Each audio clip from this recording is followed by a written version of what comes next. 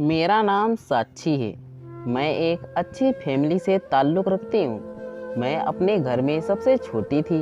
मेरे माँ बाप के अलावा मेरे दोनों भाई भी मुझसे बहुत प्यार किया करते थे। मेरी हर ख्वाहिश पूरी किया करते थे। मेरे दोनों भाई मेरे कहने से पहले ही मेरी हर ख्वाहिश को पूरी कर दिया करते थे। मेरी ख्वाहिश तो बाद में मेरे मुंह से निकलती, लेकिन उससे पहले वह मेरे मन की बात को समझ जाते थे। मेरी ख्वाहिश को पूरा किए बगैर उन्हें चैन नहीं मिलता था। मेरे दोनों भाई मुझे जान से भी ज़्यादा प्यारे थे। कुछ सालों पहले मेरी माँ की हार्ट अटैक आने से मौत हो गई थी और पिताजी ने भैया की भी शादी कर दी थी। मेरी भाभी बहुत ही अच्छी थी। वह मुझसे बहुत प्यार किया करती थी और मेरा बहुत ख्याल भी रखती थी। मेरे भैया और भाभी ने हमेशा ही मुझे अपनी औलाद की तरह प्यार दिया। शायद मेरे माँ बाप भी मुझे इतना प्यार नहीं दे पाते जितना वह दोनों मुझसे प्यार करते थे। मेरे भैया और भाभी की शादी को 2 साल हो चुके थे और उन 2 सालों में भाभी ने मुझे कभी माँ की कमी महसूस नहीं होने दी। मेरे भैया ने मेरी शादी की जिम्मेदारी भाभी के सर डाल दी। तभी से उन्होंने मेरा रिश्ता ढूंढना शुरू कर दिया। इन दिनों मेरे पेपर हो चुके थे और मेरी पढ़ाई भी पूरी हो गई थी। मैं आगे पढ़ना नहीं चाहती थी। मेरा आगे पढ़ने का कोई मन नहीं था, इसलिए घर वालों को मेरी शादी के जल्दी से जल्दी थी। मैं हर दूसरे तीसरे दिन अपने दोस्तों के साथ आउटिंग पर निकल जाया करती थी। ऐसे ही एक दिन हम सब दूसरे होटल में बैठकर लंच कर रहे थे, जब अचानक से वेटर ने फूलों को एक गुलदस्ता मेरे टेबल पर रख दिया और कहा कि किसी ने यह मेरे लिए भेजा है। मैं बहुत हैरान हुई कि मेरे लिए यह गुलदस्ता कौन भेज सकता है। मैं सोच में पड़ गई। मैंने ज़्यादा गौर नहीं किया। उसके बाद अक्सर ये होने लगा। मुझे रोज़ाना फूल मिलने लगे। धीरे धीरे मुझे भी उन फूलों की आदत हो गई। मैं देखना चाहती थी कि आखिर वह कौन है जो मुझे रोज़ाना फूलों की गुलदस्ते भेज देता है। एक दिन मैं गैलरी में खड़ी थी, तभी मेरी नज़र गली में खड़े उस शख्स पर पड़ी जिसने काले रंग की शर्ट पहनी हुई थी और उसके हाथ में एक फूलों का गुलदस्ता था। उसने वह फूलों का गुलदस्ता मेरी खिड़की में फेंका और वहां से चला गया। इतनी ही देर में मैं भागकर नीचे अपने कमरे की तरफ गई उसको रोकने के लिए, मगर वह लड़का वहां से जा चुका था। मुझे बहुत अफसोस हुआ। मैंने सोचा आज तो मैं उसको देख ही लेती कि आखिर कौन है जो मुझे फूलों के गुलदस्ते देता है, पर अफसोस मैं उसको देख नहीं पाई। फिर दूसरे ही दिन मुझे भाभी ने बताया कि आज तुम कहीं मत जाना, आज तुम्हें लड़के वाले देखने आ रहे हैं। जब लड़के वाले मुझे देखने आए, उसके बाद ही उनका जवाब आ गया कि उनको लड़की पसंद है, वह जल्द से जल्द शादी करना चाहते हैं। लेकिन मेरा दिल नहीं मान रहा था। मैं उस फूल भेजने वाले शख्स को जानती भी नहीं थी। शायद मेरी किस्मत में यही था। हैरत की बात यह थी कि जब से मेरा रिश्ता तय हुआ था, शायद उसी दिन उसको पता चल गया था कि मेरा रिश्ता तय हो गया है, क्योंकि अब वह फूल नहीं भेजा करता था। शुरू शुरू में मैं उदास रहने लगी थी, मगर फिर मैंने अपना ध्यान अपनी शादी की तैयारियों की तरफ लगा दिया। बहुत जल्द मेरी भाभी ने मेरी शादी अपने पसंद के लड़के से तय कर दी। हमारा घराना काफ़ी आज़ाद ख्यालों का था, इसलिए शादी से पहले कई बार मेरा आमना सामना विशाल से हो गया था, मगर मैंने हर बार उसकी यही बात नोटिस की कि वह काफ़ी संजीदा रहने वाला और सीधा साधा सिंपल लड़का है। उसको ज़्यादा हंसी मजाक पसंद नहीं था और ना ही वह आज के ज़माने के लड़कों जैसा था। इतना घुल मिलकर किसी से बात भी नहीं करता था। मैंने भाभी से इस बारे में बात की तो उन्होंने मुझसे कहा, अरे इसमें इतना परेशान होने वाली कोई बात नहीं है। सब लड़के शादी से पहले ऐसे ही शर्मीले होते हैं, लेकिन शादी के बाद सब बदल जाते हैं। अब तुम अपने भैया को ही देख लो। शादी से पहले वह कैसे थे और अब तो वह मेरे आगे पीछे घूमते रहते हैं। भाभी की बातों से मेरी काफ़ी हद तक तसल्ली हो गई और मैंने शादी के लिए हाँ कर दी। मेरी शादी विशाल से हो गई। वह बहुत अच्छे थे। उनके घर में मेरी सास, नंद, एक देवर और हम दोनों रहा करते थे। शादी के शुरुआती दिन ही चल रहे थे। सब कुछ अच्छे से गुजर रहा था, लेकिन मुझे कुछ हरकतें विशाल की बहुत ही अजीब लग रही थी। वह बहुत तेज स्मार्ट लग रहे थे। मन ही मन मेरी खुशी के कोई ठिकाना नहीं थे। वह आकर मेरे पास बैठ गए। मुझे उनके परफ्यूम की बहुत तेज खुशबू आ रही थी। वह मुझसे बातें करने लगे, कहने लगे कि तुम बहुत खूबसूरत लग रही हो। उनकी इस तारीफ से मैं मन ही मन मुस्कुराई और मैंने शर्माते हुए अपना सिर हिलाया। धीरे धीरे हमारी बातों का सिलसिला शुरू होने लगा। अभी उन्होंने मुझे मुंह दिखाई भी नहीं दी थी कि मेरी आंखें नींद से भारी होने लगी और मैं वैसे ही वहीं सो गई। सुबह उठी तो मुझे बहुत शर्मिंदगी महसूस हुई, लेकिन विशाल ने कहा कि कोई बात नहीं, आपको काफ़ी थकान की वजह से नींद आ गई होगी। मुझे उनकी यह आदत बहुत अच्छी लगी कि वो एहसास रखने वाले हैं। अगले ही दिन घर में काफ़ी मेहमान आए हुए थे। उनके साथ बातचीत करना, उठना बैठना, इस वजह से भी मैं काफ़ी थक गई थी। इसलिए मैं कमरे में आते ही कमर सीधी करने को लेट गई, मगर मेरी आंख लग गई और मैं सो गई। मुझे सुबह बहुत डर लग रहा था कि विशाल नाराज़ होंगे। अगर वह नाराज़ थे भी तो उन्होंने मुझे महसूस तो नहीं करवाया।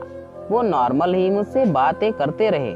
कुछ दिनों की बात थी, जब विशाल काम से घर वापस आए तो उन्होंने इतनी तेज परफ्यूम लगा रखी थी कि मेरी नाक को चुभने लगी और मैं फिर से नींद के आगोश में खोने लगी। रात को खाना खाने के बाद हम सोने के लिए लेट गए। मुझे बहुत नींद आने लगी। रात के आखिर पहर में मैंने डरावना सपना देखा तो डर के मारे ही अचानक मेरी आंख खुल गई।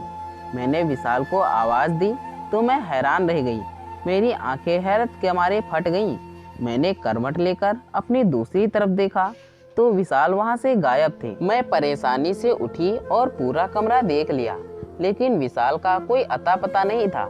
बाथरूम में भी चेक किया, लेकिन वह वहां भी नहीं थे। मैं डरते हुए दोबारा बेड पर आ गई। बाकी सारी रात मेरी विशाल का इंतजार करते हुए गुजरी। सुबह को नाश्ते की टेबल पर विशाल को देखकर मैं चौंक गई। मैंने पूछा कि कहाँ थे आप, तो कहने लगी कि तुम तो बहुत जल्दी सो गई थी, मुझे नींद नहीं आ रही थी, इसलिए मैं सारी रात लॉन में बैठा रहा था। मुझे अपने आप पर बहुत ही शर्मिंदगी हुई कि बीवी का काम तो पति को खुश रखना है और मैं रोज 8 बजे ही सो जाया करती हूँ। पता नहीं शादी के बाद मुझे इतनी जल्दी नींद कैसे आने लगी थी। अपने घर में तो मैं रात के 2 से 3 बजे तक ही सोती थी। यहाँ पता नहीं क्यों विशाल के घर आते ही मुझे इतनी नींद के झोंके आने लगते हैं। मुझे विशाल के चेहरे पर नाराजगी तो नज़र नहीं आई, मगर मैं उसका नज़रिया समझ गई थी। अगले दिन मैंने दोपहर में सो के नींद पूरी कर ली ताकि रात को जल्दी नींद ना सो सकूं। शाम होते ही मैंने तैयार होना शुरू कर दिया। तैयार होकर मैंने विशाल का इंतज़ार करना शुरू कर दिया। जैसे ही वह ऑफिस से आए, मैंने उनके साथ हाथ से बैग लिया और खुद मुस्कुराकर उनको देखने लगी। मुझे ऐसा लग रहा था कि वह मेरी तारीफ करेंगे कि तुम बहुत खूबसूरत लग रही हो, मगर शायद उन्होंने तो मुझे ठीक से देखा तक नहीं था, इसलिए मैं उनके पास चली गई। मगर यह क्या, उनके परफ्यूम से मुझे छींक के आना शुरू हो गई। विशाल ने बहुत तेज परफ्यूम लगाई हुई थी, इतनी तेज कि कुछ ही मिनट में मेरा सर चकराने लग गया और मैं फिर से नींद में होती चली गई। फिर क्या हुआ था मुझे नहीं पता कि सुबह उठी तो मेरा सर भारी भारी सा हो रहा था। अचानक मेरी नज़र अपने हाथों और पैरों पर पड़ी तो मेरी जान निकल गई। मेरे हाथों और पैरों पर सूजन पड़ी हुई थी। मैं समझ नहीं पा रही थी कि आखिर यह क्या मसला था। विशाल भी कमरे में मौजूद नहीं थे। नाश्ते की टेबल पर सास ने मुझे कहा कि तुम्हारे हाथों को क्या हुआ है। मैं घबरा गई और कहने लगी कि पता नहीं सूजन हो गई है। मेरी सास कहने लगी कि अपने हाथों और पाँव पर कोई क्रीम वगैरह लगाओ ताकि सूजन खत्म हो जाए। उन्होंने मुझे बहुत प्यार से समझाया कि अच्छी बीवियां पतियों के लिए खूबसूरत होती हैं। अपनी खूबसूरती में फर्क नहीं आने देना, पति काबू में रहता है। इसी तरह कुछ देर बाद विशाल बाहर से आते हुए नजर आए। मैं समझ गई कि मेरे सोने के बाद बेचारे लॉन में चले गए होंगे। मेरी सास अच्छी औरत थी, अक्सर मुझे समझाती रहती थी कि पति को कैसे मुट्ठी में करना है, मगर मैं उन्हें क्या बताती कि हम दोनों तो अभी तक नाम के सिवा एक दूसरे को जान ही नहीं पाए हैं। शादी को 1 महीने से ज़्यादा हो गया था और मुझे विशाल के धूप छाव जैसे मिजाज की समझ नहीं आ रही थी। कभी वह मेरे साथ बहुत अच्छा हो जाया करते थे और कभी कभी अजनबी हो जाया करते थे कि जैसे मुझे जानते ही नहीं हो। यूं ही मंगलवार का दिन था जब मैं अपने कमरे में बैठी थी। अचानक मेरे कमरे में विशाल दाखिल हुए। मुझे कुछ अजीब सा लगा, बहुत ही जल्दी से लग रहे थे। मैं खामोशी से बैठ उन्हें देखने लगी। वह जल्दी जल्दी तैयार होकर कहीं चले गए और मुझे बताना भी पसंद नहीं किया कि कहाँ जा रहे हैं। मैंने पूछने की कोशिश की तो झगड़ कर कह दिया कि तुम्हें क्या लगा, अपने काम से काम रखो। कुछ ही देर बाद सास ने मुझसे पूछा कि विशाल कहाँ है, तो मैं घबरा गई। मैंने अपनी सास को नहीं बताया और खामोशी से वहीं खड़ी रही।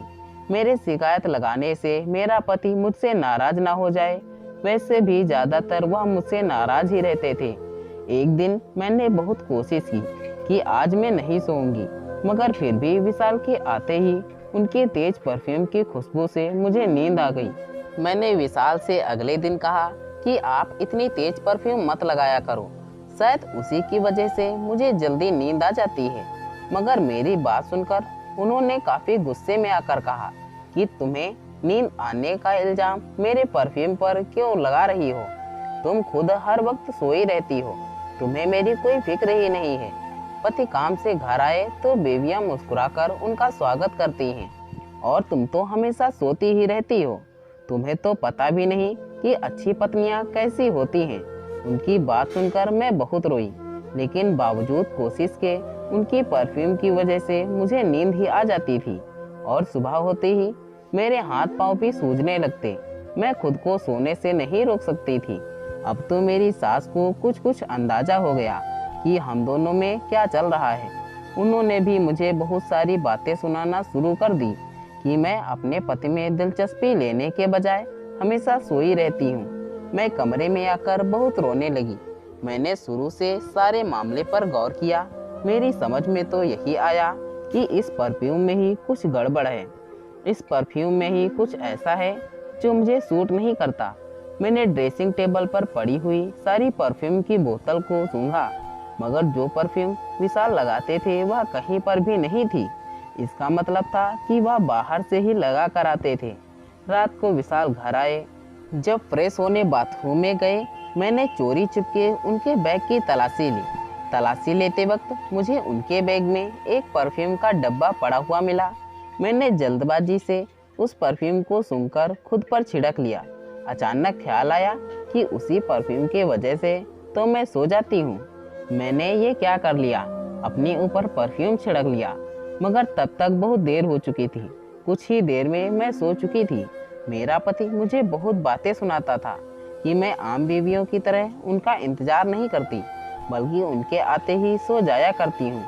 मगर जब भी मैं परफ्यूम का जिक्र करती हूँ, वह गुस्से में आ जाया करते। कहते कि मैंने भी तो परफ्यूम लगाई ही, मुझे नींद क्यों नहीं आती। उनके ख्याल में मैं बहाने बनाती थी ताकि उनसे दूर रहूं। मगर मैं उनको कैसे समझाती, मुझे तो खुद भी सारे चक्कर की समझ नहीं आ रही थी कि परफ्यूम से मुझे नींद क्यों आ जाती है। रोज रोज इसी तरह के ड्रामों से मैं तंग आ गई थी। इसलिए बस एक दफ़ा फैसला लिया कि इस परफ्यूम वाले राज तक पहुंच सकूं। मैंने विशाल के आने से पहले ढेर सारी रुई नाक में डाल ली। विशाल आए तो उनके सामने मैंने सोने का नाटक शुरू कर दिया और बेड पर जाकर लेट गई। मैंने अपनी आंखें बंद कर ली ताकि उनको ऐसा लगे कि मैं सो रही हूँ। जब मैंने अपनी थोड़ी सी आंखें खोलकर उनको देखा तो विशाल ने अपने बैग से वही परफ्यूम निकाली और मुझ पर दोबारा ढेर सारी छिड़क दी। मैं हैरान रह गई। यानी वह खुद चाहते थे कि मैं सो जाऊं और इल्ज़ाम मुझे देते रहते कि मैं सो जाऊं और इल्ज़ाम मुझे देते रहते कि मैं जानबूझकर सो जाती हूँ। वह तो शुक्र था कि मैं नाक में रुई डाल रखी थी और सांस बंद कर लिया था ताकि परफ्यूम का असर मुझ पर ना हो। मुझ पर परफ्यूम छिड़कने के बाद वह खुद नहाने चले गए और नहाकर वह कमरे से बाहर चले गए। उनके जाने के बाद मैं खड़ी हुई कि देखूं तो सही कि आखिर वो कहाँ जाते हैं। विशाल सारी रात लॉन में बैठकर किसी से फ़ोन पर बातें करते रहे। मैं उलझन का शिकार हो गई थी कि आखिर यह क्या माजरा है। वह मुझे खुद से क्यों दूर कर रहे थे। और इल्ज़ाम भी मुझ पर ही लगाते थे। आखिर वह मेरा साथ ऐसा क्यों कर रहे थे? शायद वह मुझे पसंद नहीं करते थे। मैं उनके दिल में जगह बनाना चाहती थी। इसलिए अगले दिन मैंने बाजार जाने का फैसला किया था कि अपने पति के लिए कुछ गिफ्ट ले सकूं। उनका बर्थडे भी नज़दीक आ रहा था और मैं उन्हें कोई प्यारा सा तोहफा देना चाहती थी। इसी बहाने उनका दिल मेरी तरफ से पिघल जाएगा। मैं शॉपिंग मॉल से गिफ्ट खरीद के निकल ही रही थी कि तभी मेरी नज़र के सड़क के किनारे पर खड़ी विशाल की कार पर पड़ी। मैं ये देखकर हैरान हुई थी कि इस वक्त तो वह ऑफिस में होते हैं, यहाँ क्या कर रहे हैं। उसी वक्त गाड़ी से एक खूबसूरत सी लड़की विशाल के साथ निकली। वह उस खूबसूरत लड़की के साथ एक होटल में चले गए। मैं उनके पीछे पीछे अंदर दाखिल हुई तो मैंने देखा कि वह दोनों लंच कर रहे थे। मैं गुस्से से खौलती हुई घर वापस आ गई कि मैं उस शख्स की तवज्जो पाने के लिए क्या क्या जतन कर रही थी और वह दूसरी लड़कियों के पीछे घूमता है। उस दिन तो मैंने बर्दाश्त कर लिया कि हो सकता है इत्तेफाक हो, वह लड़की उसकी कोई कॉलेज की दोस्त या फिर उसकी कोई कजन वगैरह हो। यह सोचकर मैंने अपने दिल को झूठी तसल्ली दे दी। मगर कुछ दिनों बाद मैंने उन दोनों को फिर एक साथ देखा। उस दिन मैं अपने मायके से वापस आ रही थी कि रास्ते में सिग्नल पर गाड़ी रुक गई तो मैंने उन दोनों को देखा। वो दोनों एक अस्पताल में दाखिल हो रहे थे। अब तो मेरा शक यकीन में बदल गया कि यह शख्स मुझे धोखा दे रहा है। मेरे होते हुए भी किसी और के साथ भी ताल्लुक़ है उसका। और मुझे सारी गेम समझ में आने लगी थी। यकीनन मेरा पति मुझसे शादी नहीं करना चाहता था, इसलिए हर रोज़ रात को मुझे सुलाकर उसके पास चला जाता होगा। मैंने फैसला कर लिया कि मैं इस राज के तह तक पहुँच कर रहूँगी। मैं अपना पति हरगिज भी किसी के साथ शेयर नहीं कर सकती, क्योंकि मुझे उससे मोहब्बत हो गई थी। मैंने सोच लिया था कि वो जिस औरत के चक्कर में भी है, मैं उन्हें उसके चंगुल से निकाल कर ही रहूँगी। उन दिनों मुझे एक और मुश्किल का भी सामना करना पड़ा। मेरी सास आए दिन मुझसे पूछती कि बहू, खुशखबरी कब सुना रही हो। मैं सास के ऐसे सवालों से घबरा जाया करती थी, लेकिन विशाल को तो जैसे कोई खबर ही नहीं थी। वो अपने कामों में इतने बिजी रहते और तेज परफ्यूम लगाना भी नहीं छोड़ते थे। अब तो मैंने भी जिद में आकर उनसे कुछ कहना ही छोड़ दिया था और जानबूझकर उस परफ्यूम की वजह से मैं जल्दी सो जाया करती थी। सारा दिन मेरा उलझनों में ही गुजरता था। एक दिन इन्हीं सब बातों की टेंशन से मेरा बीपी शूट कर गया और मैं बेहोश हो गई। जब मुझे होश आया तो मैं अस्पताल में थी। मुझे डॉक्टर ने बताया कि तुम्हारे पति ने तुम्हारा बहुत ख्याल रखा था। पिछले 2 दिनों से वे यहीं पर थे। मुझे डॉक्टर की बातें सुनकर खुशगवार हैरत हुई, लेकिन जैसे ही मेरी नज़र उस डॉक्टर पर पड़ी, मेरी तो जान ही निकल गई थी। वो तो वही लड़की थी जिसको 2 बार मैं अपने पति के साथ देख चुकी थी। वो डॉक्टर मुस्कुराते हुए वहाँ से चली गई। मुझे तो थोड़ी देर पहले की अपने पति की बातें सुनकर बहुत हैरत हुई थी। अब समझ में आ गया कि क्यों वो 2 दिन यहाँ पर थे। यकीनन इस डॉक्टर की वजह से, इस डॉक्टर के करीब रहने का उन्हें एक अच्छा मौका जो मिल गया होगा। वो डॉक्टर थी ही इतनी खूबसूरत कि किसी का भी दिल उस पर आ सकता था, और यही बात मेरे दिल को चुभ रही थी। मेरी इतनी तबीयत ठीक हुई तो भाभी और भैया मुझे लेने के लिए आ गए। कहने लगे, कुछ दिन अब हमारे साथ ही रहो। उनके साथ मैं अपने आप मायके चली गई। अपने कमरे में आकर जब मैंने अलमारी से कपड़े निकाले तो बहुत से सूखे हुए फूल मिले। उन फूलों को देखकर मुझे सब याद आ गया कि कोई मुझे चाहता था और दीवाना की तरह रोज़ मुझे फूल भेजा करता था, और मैं आज जिसको चाहती हूँ उसको मेरी कोई कदर ही नहीं थी। अगले ही दिन भैया भाभी दोबारा अस्पताल ले गए कि डॉक्टर ने कहा था कि तुम्हारा चेकअप एक बार फिर करवाना है। मैं भैया भाभी के साथ अभी कॉरिडोर में ही बैठी थी कि मैंने विशाल को उसी डॉक्टर लड़की के साथ उस कमरे में जाते हुए देखा। उस लड़की की गोद में एक बच्चा भी था। यह देखकर मेरा दिल दुख से भर आया। मैं बीमार थी और मेरा पति अपने ही चक्कर में लगा हुआ था। मैं भागकर गाड़ी में बैठ गई और रोने लगी। भैया बेचारे मुझे देखकर बहुत परेशान हुए। कहने लगे कि क्या हो गया, चेकअप नहीं करवाना? मैंने कहा कि नहीं, फिर कभी करवा लूँगी, अभी मुझे हॉस्पिटल से घबराहट सी हो रही है। भैया कहने लगे, क्या हुआ, तुम्हारी तबीयत तो ठीक है ना? मैंने कहा, जी भैया, मैं बिल्कुल ठीक हूँ, बस मेरा घर जाने का मन हो रहा है। खैर तभी हम घर वापस आ गए। घर आकर मैं गुस्से में टहलती रही। मेरा बस नहीं चल रहा था कि मैं उस लड़की को गायब करवा दूं, ताकि मेरा पति उससे पीछा छुड़ाकर सिर्फ मेरा होकर रह जाए। अगले ही दिन मैं भाभी को बताकर अस्पताल चली गई। मेरा इरादा था कि उस डॉक्टर से अच्छा बात करूंगी। रिसेप्शन से बात पता चला तो मालूम हुआ कि वह डॉक्टर कैफ़े में है। मैं वहां पहुंची तो मुझे झटका लगा। मैं उसके पास गई तो वह मुस्कुराकर खड़ी हो गई और मेरा हाल पूछने लगी और अपने साथ खड़े हुए आदमी की तरफ इशारा करते हुए मुझे बोली कि यह मेरे हस्बैंड हैं और यह मेरा क्यूट सा बेटा है। उसने कुर्सी पर बैठे हुए 2 साल के बच्चे को उठाते हुए कहा, जो मैंने कल उसकी गोद में देखा था। वो मेरी और हैरानी से देखकर हंस पड़ी और कहने लगी कि हम दोनों की पसंद की शादी है। किसी को लगता ही नहीं कि मैं एक बच्चे की माँ भी हूँ। पर मुझे उससे इन बातों की उम्मीद बिल्कुल भी नहीं थी। मैं तो समझ रही थी कि वह मेरे पति पर डोरे डाल रही है, मगर वो तो खुद शादीशुदा थी और एक बच्चे की माँ भी, और अपनी ज़िंदगी में बहुत खुश लग रही थी। फिर विशाल के साथ उसका क्या ताल्लुक था? वह कहने लगी कि विशाल हर वक्त तुम्हारी ही बातें करता रहता है। तुम बीमार थी तो उस बेचारे ने तुम्हारा बहुत ख्याल रखा है। तुम बहुत लकी हो कि तुम्हें विशाल जैसा पति मिला। उस डॉक्टर की बातें सुनकर मेरा दिमाग घूम गया। क्यों वो झूठ बोल रही थी? विशाल तो मेरी तरफ देखना तक पसंद नहीं करते थे। यही बात मैंने भी कह दी तो वो बेयकीनी से मेरी तरफ देखकर बोली, तुम्हें अभी हकीकत के बारे में कुछ पता नहीं है, जाओ जाकर सच मालूम करो। उसकी यह बात सुनकर मुझे एहसास हुआ कि वाकई मुझे खुद सच मालूम करना चाहिए, और यह तभी हो सकता था जब मैं वापस चली जाती। मैं अस्पताल से घर वापस चली गई। मेरी सास और नंद मुझे देखकर बहुत खुश हुई। मैंने उन्हें मना कर दिया कि विशाल को मत बताइएगा कि मैं घर वापस आ गई हूँ। विशाल को मालूम नहीं था कि मैं घर वापस आ गई हूँ, इसलिए आज जब वह मेरे कमरे में आए तो उन्होंने परफ्यूम नहीं लगाई। मैं देखना चाह रही थी कि आज वो मुझे सुलाने के लिए क्या तरकीब लगाते हैं। मैं अचानक से उनके सामने आ खड़ी हुई। वो मुझे कमरे में देखकर घबरा गए और कहने लगे कि तुम कब आई?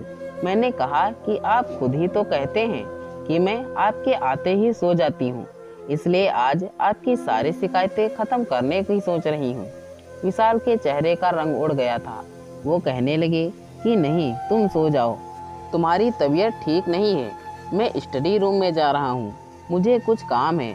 वह उठकर अपने कमरे से बाहर चले गए। मुझे बहुत गुस्सा आया।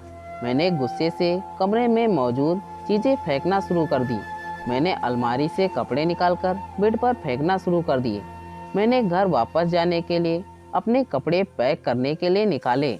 मैंने घर वापस जाने का सोच लिया था। कपड़े निकालते हुए अलमारी से अचानक ही एक सफ़ेद लिफाफा नीचे ज़मीन पर गिर पड़ा। न चाहते हुए भी मैंने उस लिफाफे को उठा लिया। वह किसी अस्पताल का लिफाफा था, शायद मेरी ही रिपोर्ट्स होगी। यही सोचकर मैंने उसे खोल लिया, लेकिन जैसे जैसे मैं रिपोर्ट पढ़ती गई मेरे कदमों तले से ज़मीन निकलती गई। वह रिपोर्ट तो विशाल की थी, उसे ब्रेन ट्यूमर था। यह सारी हकीकत जानकर मुझे बर्दाश्त नहीं हुई और मैं ज़मीन पर गिर गई। मुझे यकीन नहीं आ रहा था कि यह सच है। मैं भागती हुई विशाल के पीछे स्टडी रूम में गई और मुझे एक और धक्का लगा, यह देखकर कि उनके स्टडी रूम में हर तरफ मेरी ही तस्वीरें लगी हुई थी, और वह सारी उन मौक़ों की थी जब वह मुझे फूल भेजा करते थे। इसका मतलब यह था कि वह फूल भेजने वाला लड़का विशाल ही थे। यह जानकर मेरे सर पर आसमान टूट पड़ा और उनके सामने जाकर उनकी रिपोर्ट्स रख दी तो वह चौंक पड़े। मैंने रोते हुए पूछा कि यह सब आखिर क्या है? तुमने यह सब मुझे क्यों छुपाया? उन्होंने शर्मिंदगी से कहा कि मैं तुम्हें बहुत पसंद करता था, मुझे तुम अच्छी लगती थी। मैं ही तुम्हें वह फूल भेजा करता था और तुम्हारी तस्वीर खींचकर यहाँ स्टडी रूम में लगा दिया करता था। मैं तुमसे शादी करना चाहता था, इसलिए मैंने तुम्हारे घर रिश्ता भिजवाया, मगर बाद में मेरी तबीयत खराब होना शुरू हुई तो मुझे पता चला कि मुझे ब्रेन ट्यूमर है, इसका इलाज हो सकता था। इसलिए मैंने किसी को भी अपनी बीमारी के बारे में नहीं बताया। मुझे उम्मीद थी कि मैं शादी से पहले ही पूरी तरह से अपना इलाज करवाकर ठीक हो जाऊंगा, मगर डॉक्टर ने कहा कि अभी 2 महीने और मेरे इलाज में लगेंगे, तुम्हें पता ना चले। इसलिए मैं बेहोशी वाली तेज परफ्यूम लगाकर कमरे में आता था ताकि तुम्हें नींद आ जाए और तुम सो जाओ। खुद मैं उसी वक्त नहा लेता और मुझ पर से उस परफ्यूम का असर खत्म हो जाता। मैं चाहता था कि मैं सही सलामत बिल्कुल ठीक हो जाऊं, तभी तुम्हें सब बताऊंगा। मैंने सोच रखा था कि अगर मैं बिल्कुल ठीक ना हो सका तो तुम्हें आज़ाद कर दूंगा, ताकि मेरी वजह से तुम्हारी ज़िंदगी खराब ना हो। तुम्हारे साथ नाइंसाफ़ी नहीं होनी चाहिए थी। और वो लड़की मेरे कॉलेज की दोस्त और मेरे दोस्त की बीवी है और बहुत अच्छी डॉक्टर भी है। मेरा इलाज उसके अस्पताल में हो रहा है और वही मेरा इलाज कर रही है। मैं जानता हूँ कि तुम मुझ पर शक कर रही थी। तुमने हमें उस दिन लंच करते हुए देख लिया था। उसी दिन मेरा दोस्त भी हमारे साथ ही था। रास्ते में उसे कोई ज़रूरी काम पड़ गया था तो वह कहने लगा कि तुम लोग जाकर खाना शुरू करो, मैं 10 मिनट में आता हूँ। तुम उसी वक्त हमें देखकर वापस चली गई और ना जाने क्या क्या सोचती रही मेरे बारे में। अपने पति की जुबानी में यह सारा सच सुनकर मैं दंग रह गई। वह कितने अच्छे थे। वो दूसरों की तकलीफ से बचाकर खुद को अकेले सब कुछ सह रहे थे। उन्होंने किसी को भी नहीं पता चलने दिया कि वह कितनी बड़ी बीमारी से लड़ रहे हैं। मैंने उन्हें तसल्ली देते हुए कहा कि तुम फिक्र ना करो, तुम जरूर ठीक हो जाओगे और ईश्वर ना करे कि कभी तुम ठीक भी नहीं हुए तो भी मैं तब भी तुम्हारे साथ ही रहूँगी, हमेशा हर कदम पर तुम्हारा साथ भी दूंगी। विशाल ने मेरा शुक्रिया अदा किया और मैंने उन्हें माफ़ी मांगी कि मैं उनके बारे में कितना गलत सोचती रही और मैंने खुद उनका ख्याल रखना शुरू कर दिया। 2 महीने बाद ही विशाल की सर्जरी हुई और उनका ब्रेन ट्यूमर ठीक हो गया। आज हम पति पत्नी एक दूसरे के साथ बहुत खुश हैं। खुशियाँ और गम तो ज़िंदगी में आते ही रहते हैं। पति पत्नी को एक दूसरे को हमेशा ही सपोर्ट करना चाहिए और एक दूसरे का ख्याल रखना चाहिए। मैं और विशाल भी अपनी ज़िंदगी में बहुत खुश थे। विशाल कुछ महीनों बाद ठीक हो गए और इस साल मैंने एक प्यारे से बेटे को जन्म दिया है और हमें जीने की एक वजह और मिल गई।